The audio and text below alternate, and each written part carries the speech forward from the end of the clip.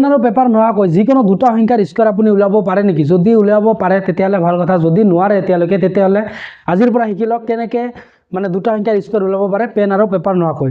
এতিয়া চাওক আমি 19ৰ আমি স্কোৱাৰ ওলাম। প্ৰথমতে 19ক আমি তিনিটা ভাগত ভাগ কৰি ল'ম। তাৰপিছত এককৰ ঘৰত যিটো আছে মানে ওৱান হাউচত যিটো আছে সেইটোৰ আমি স্কোৱাৰ কৰিম। 9ৰ স্কোৱাৰ কৰিলে কিমান হ'ব? 81 81 এক লওক হাতত কিমান 8 গেল। তাৰপিছত এই মাজৰ দুটা সংখ্যাক পূৰণ কৰক। 1 × 9 9, তাৰপিছত 9ৰ লগত এই দুটো পূৰণ কৰক। 1 × 9 9, 9 × 2 = 18 18 আৰু 8 যোগ কৰিলে কিমান হ'ব? 8 8 16 6 হাতত 1 1 1 2 এইটো 26 26ৰ 6 তাৰপিছত কিমান হাতত ইয়াতে 2 থাকিব। তাৰপিছত এইটো একৰ স্কোৱাৰ কৰক। একৰ স্কোৱাৰ কৰিলে কিমান হ'ব? 1 1 আৰু 2 যোগ কৰিলে কিমান হ'ব? 3 মানে 361।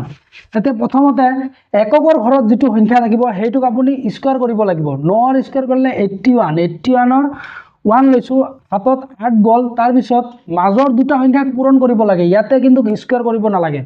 মাজৰ দুটা সংখ্যাক পূৰণ কৰক। 1 9 × 9 9 2 × 18 18 8 26ৰ 6 হাতত 2 তাৰপিছত একক আকৌ স্কোৱাৰ কৰক। একক স্কোৱাৰ কৰিলে তাৰপিছত 1 1 × 1 পাব, 1 আৰু 2 কিমান পাব?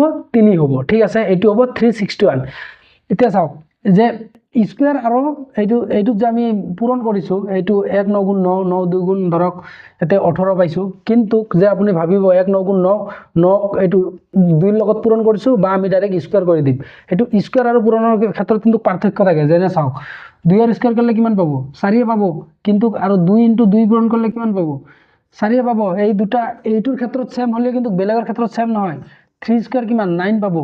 আৰু 3 × 2 কৰিলে কিমান পাব? 6 পাব। এইটো চাওক ইয়াতে 9 ইয়াতে 6 ইয়াতে স্কোৱাৰ কৰিলে বাঢ়ি যায় মানে আৰু পূৰণৰ ক্ষেত্ৰত মানে কমি থাকে। গতিকে ইয়াতে 1 1 × 1 9 × 9 9ৰ লগত এই 2 পূৰণ কৰিব লাগিব। এই 9টো স্কোৱাৰ কৰিব নোৱাৰে। ঠিক আছে, 1 9 × 9 পিছত 9 2 × 18 তাৰপিছত 18 আৰু 6 18 আৰু 8 26ৰ 6 হাতত 2 তাৰপিছত এইটো একক স্কোৱাৰ কৰক। 1 1 × 1 1 আৰু 2 যোগ কৰিলে কিমান হ'ব? 3 হ'ব।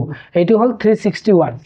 তাৰপিছত এটা বেলেগ এটা এক্সাম্পল লৈ চাওঁ বলক, যে আমি 24 কৰিম। ঠিক আছে, 24ৰ স্কোৱাৰ ওলাম।